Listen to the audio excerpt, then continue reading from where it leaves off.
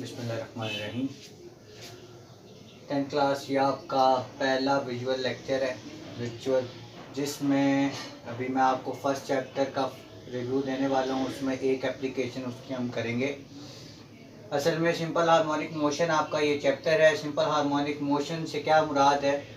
Basically आपका जो vibratory motion है और ऑस्किलेटरी मोशन है, यानी कि जिसमें आपकी बॉडी जो है वाइब्रेट कर रही हो और ऑस्किलेट कर रही हो, यानी कि लरज रही हो, वाइब्रेशन हो उसमें, ये उसी की एक शाख है वाइब्रेटरी मोशन की ही, जिसको हम सिंपल हार्मोनिक मोशन कहते हैं। इस सिंपल हार्मोनिक मोशन की सबसे पहले डेफिनेशन देख लीजिए। सिंपल हार्मोनिक मोशन अकर्स, एक सिंपल हार्मोनिक मोशन जब होता है व्हेन द नेट फोर्स, कि जब उसके ऊपर लगने वाली net force, total force is directly proportional, वो डायरेक्टली प्रोपोर्शनल हो, यानी कि वो बिल्कुल डायरेक्टली प्रोपोर्शनल हो किसके?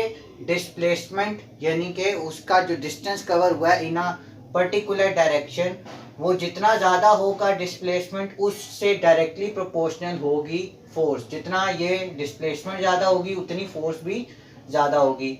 The mean position, from the mean position से ये डिस्प्लेसमेंट जितनी ज़्यादा होगी उतनी नेट फोर्स ज़्यादा होगी। And is always directed towards the mean position, और ये फोर्स हमेशा उस बॉडी को अपनी मीन पोजीशन की तरफ खींचेगी, हमेशा उसको अपनी मीन पोजीशन की तरफ खींचेगी। अच्छा, अब पहली बात तो ये कि ये जो आपकी डेफिनेशन है वो आपकी पेज नंबर 5 पर लिखी हुई है, जबकि इससे पहले इसकी एप्लीकेशंस कुछ मौजूद हैं। मैं पहली एप्लीकेशन की तरफ जाने वाला हूं, जो कि आपकी पेज नंबर 2 पे लिखी हुई है। Mass attach to a spring, यानी कि जब किसी स्प्रिंग के साथ आप मैश अटैच कर दें, उसके अंदर सिंपल हार्मोनिक मोशन कैसे होता है ये देख लीजिए। ये मैंने 3 डायग्राम्स बनाई हैं, आपकी बुक के ऊपर भी पेज नंबर 2 के ऊपर ये डायग्राम्स भी बनी हुई हैं। उसके नीचे फर्दर एक्सप्लेनेशन भी है, वो मैं यहाँ लिख नहीं सकता, इसलिए मैंने सिर्फ और सिर्फ यहाँ पर इक्वेशन मैंने डिराइव कर ली है, जो कि आप कॉपी पे नोट करेंगे इसके लॉन्ग क्वेश्चन के साथ। अच्छा जी, चलिए इसकी सबसे पहले ये एप्लीकेशन देख लीजिए कि कैसे simple harmonic motion spring, mass attach to a spring में काम करती है।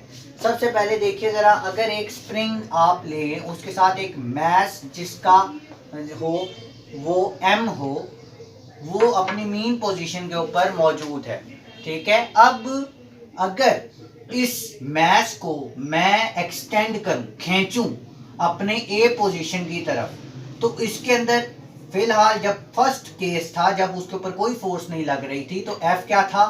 0।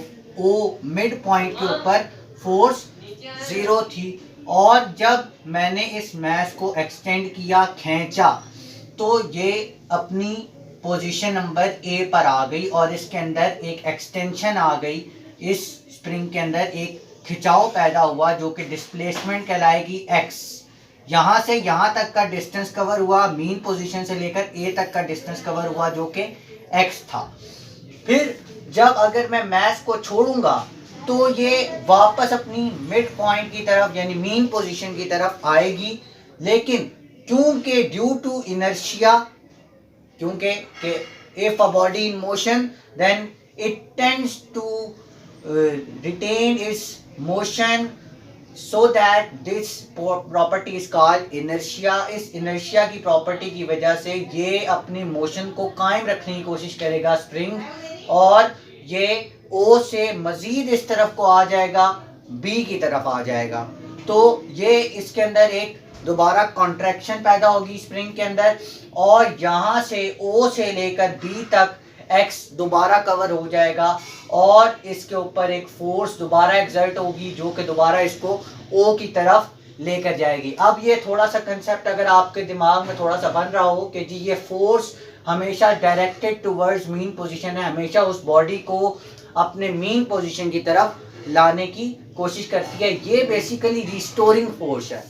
ये जो फोर्स लग रही है वापस ओ की तरफ लाने वाली, इसको कहते हैं रिस्टोरिंग फोर्स, जो कि आपकी पेज नंबर 3 पर इसकी डेफिनेशन लिखी हुई है ब्लू लाइन में। रिस्टोरिंग फोर्स ऑलवेज पुशेस और पुल्स। एक रिस्टोरिंग फोर्स वो होती है जो हमेशा पुश करती है, दबाती है, या पुल, खींचती है। ऑब्जेक्ट परफॉर्मिंग ऑक्सीलेटरी मोशन, जो ऑक्सीलेटरी मोशन कोई बॉडी परफॉर्म कर रही होती है उसके ऊपर ये फोर्स लगती है। Motion towards the mean position, हमेशा उसको मीन पोजीशन की तरफ खींचती है।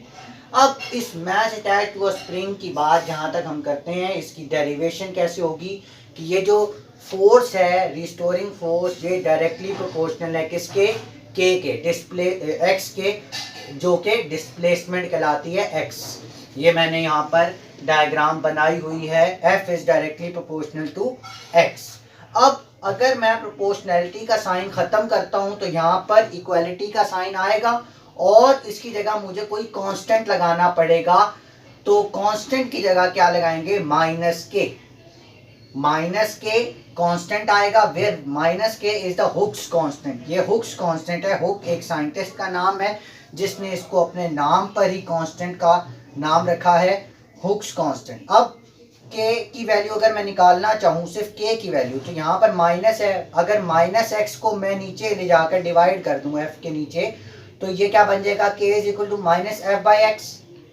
ये इसकी यानी फोर्स को आप डिवाइड करने डिस्प्लेसमेंट से, तो आपके ऊपर आपके पास के का जो कांस्टेंट है हुक्स कांस्टेंट, उसकी वैल्यू आ जाएगी। एज वी नो, जैसे हम जानते हैं, हम 9th में पढ़ चुके हैं कि F is equal to M A, force का फॉर्मूला होता है F is equal to M A. अब देखिए इस वाली इक्वेशन के अंदर अगर मैं F की जगह एम ए पुट करूं तो K is equal to minus M A by X, force की जगह एम ए आ गया, माइनस एम ए क्योंकि F के साथ माइनस मौजूद है, इस पूरी फ्रैक्शन के साथ माइनस मौजूद है, तो ये क्या हो जाएगा, K is equal to minus M A over X. अब अगर इस माइनस एम को मैं नीचे ले जाकर के नीचे डिवाइड कर सकता हूँ, क्योंकि यहाँ मल्टीप्लाई हो रहा है, इधर जाके डिवाइड हो जाएगा। मैं यहाँ पर लाकर इसको डिवाइड कर रहा हूँ, तो इक्वेशन क्या बन जाएगी, minus K by M is equal to A by X. अब इस x को मैं यहाँ डिवाइड हो रहा है, अगर मैं इसको दूसरी साइड पे इक्वल टू के लेके जाऊँ तो ये मल्टीप्लाई हो जाएगा, तो minus K by M X is equal to A. अब यहाँ से थोड़ा सा एक रिवर्स वर्किंग सी है, जैसे ये वर्किंग की थी, प्रोपोर्शनैलिटी को इक्वालिटी में चेंज किया था, इससे रिवर्स की तरफ अगर हम चलें, as the mass of the body attach to spring is always constant, also constant. देखें ये जो मास है बॉडी का, इसमें कोई चेंज नहीं आया थ्रू आउट द सिस्टम, मास में कोई चेंज नहीं आया, इसलिए मास भी मास भी कांस्टेंट है। तो मास भी कांस्टेंट, हुक्स कांस्टेंट, दोनों कांस्टेंट हैं। अगर मैं इन दोनों को रिमूव करूं, कांस्टेंट को खत्म करूं, तो इक्वालिटी की जगह प्रोपोर्शनैलिटी का साइन आ जाएगा, ये माइनस एक्स प्रोपोर्शनल टू ए हो जाएगा, एक्सेलरेशन के प्रोपोर्शनल हो जाएगा। तो जो पहली वाली बात थी वो सही हो गई। So the acceleration due to simple harmonic motion is directly proportional to the displacement X. इसीलिए कहा गया कि ये जो एक्सेलरेशन प्रोड्यूस हो रही है ये एक्स के डायरेक्टली प्रोपोर्शनल होगी। जितना डिस्प्लेसमेंट ज़्यादा कवर हो जाएगा उतनी एक्सेलरेशन ज़्यादा हो जाएगी। तो माइनस जो है वो बेसिकली इसकी रिस्टोरिंग फोर्स को शो करता है कि ये मीन पोजीशन की तरफ वापस लेकर आती है। ये माइनस जो है उसके मोशन को रिप्रेजेंट करता है।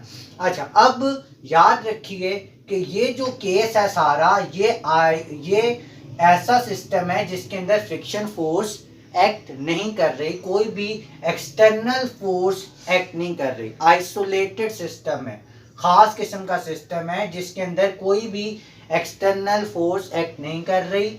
सिर्फ और सिर्फ आपका ये खास सिस्टम है जिसके अंदर कोई भी हिंड्रेंस या रेजिस्टिव फोर्स एक्ट नहीं कर रही। ये आपका सारा टॉपिक है। और इसके अलावा जो आपने नोट करना है अपनी नोटबुक पे, मैं आपको इसकी स्नैप्स बना कर दे दूंगा, पिक्चर्स बना कर दे दूंगा, जो कि आप अपनी कॉपी पे एज इट इज़ नोट करेंगे। मैंने डेफिनेशंस, डिफाइन के नाम से सारी डेफिनेशंस लिखी हुई हैं, उस बुक के ऊपर ही लिख दिया है कि डिफाइन वाली जो हैं वो आपका शॉर्ट डेफिनेशन है जो आप अपनी कॉपी पर नहीं लिखेंगे। और जहाँ पर लॉन्ग फुल फ्लैश टॉपिक है वो मैं आपको उसके ऊपर लिखा हुआ है right a note on this topic, तो वो सारा आप उसकी मार्किंग हुई हुई है, निशान लगे हुए हैं जो कि आप अपनी नोटबुक पे नोट करेंगे। Thank you very much.